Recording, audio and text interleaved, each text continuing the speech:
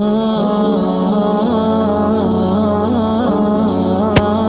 اللہ الرحمن الرحیم۔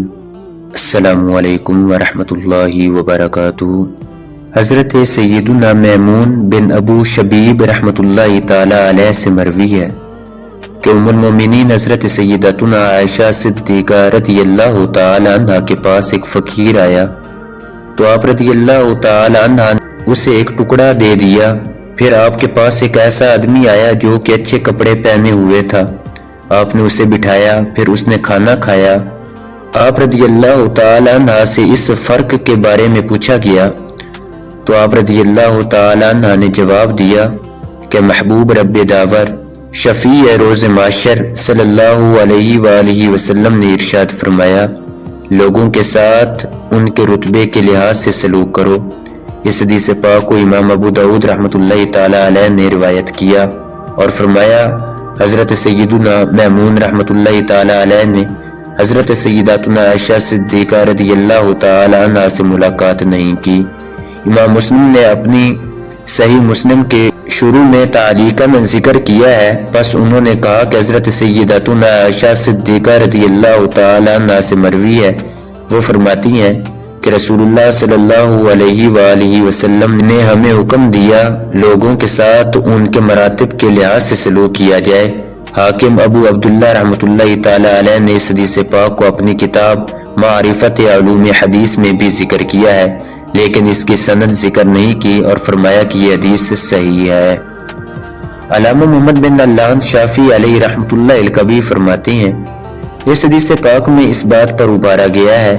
کہ لوگوں کو ان کے مرتبے اور منصب کے درجے میں رکھا جائے، محفل و قیام اور خطاب و کتابت میں ان کے منصب کا اعتبار کرتے ہوئے ایک کو دوسرے پر فضیلت دی جائے۔ امام مسلم رحمۃ اللہ تعالی علیہ فرماتے ہیں لہذا باوقار شخص کو کم تر درجے میں اور کسی کم تر کو بلند درجے میں نہ رکھا جائے، نیز ہر ذی حق کو اس کا حق دیا جائے۔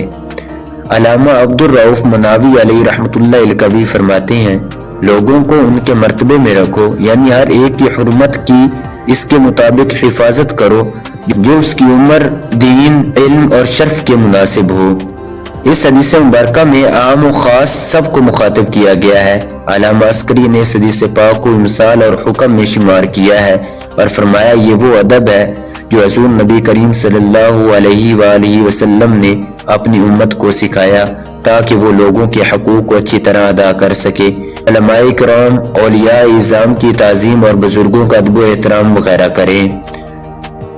ایک اور مقام پر علامہ عبد الرؤف مناوی علیہ رحمۃ اللہ الکوی ایک نقطہ بیان کرتے ہیں جس کا خلاصہ کچھ یوں ہے کہ تعظیم و تکریم بندے کی غذا ہے، کیونکہ اللہ عز و جل نے اپنی مخلوق کی حالت ایک جیسی نہیں رکھی، بعضوں کو غنی بنایا، بعضوں کو فقراء بنایا، بعضوں کو پستی عطا کی، بعضوں کو بلندی عطا فرمائی تاکہ یہ جانچ ہو کہ کون زیادہ شکر گزار ہے۔ پس اللہ عز و جل کی معرفت رکھنے والا دنیا والوں کے ساتھ انہی مختلف حالتوں کے موافق معاشرتی امور سر انجام دے گا جو اس نے اپنے بندوں کے لیے مقرر فرمائی ہیں۔ جب وہ کسی کو اس کے اس مقام و مرتبے میں نہیں رکھے گا جو اللہ عز و جل نے اس کے لیے رکھا ہے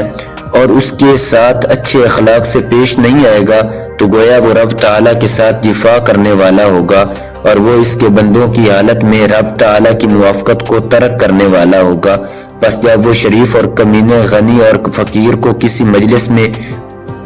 برابر مرتبہ دے گا یا کوئی چیز برابر عطا کرے گا تو اس سے صلح کم اور فساد زیادہ برپا ہوگا، کیونکہ غنی کی نشست کو جب دور رکھا جائے گا یا اسے کوئی حقیر تحفہ دیا جائے گا تو وہ دشمنی اور عداوت رکھے گا، کیونکہ اللہ عز و جل نے اس کے لیے اس چیز کو مقدر نہیں فرمایا۔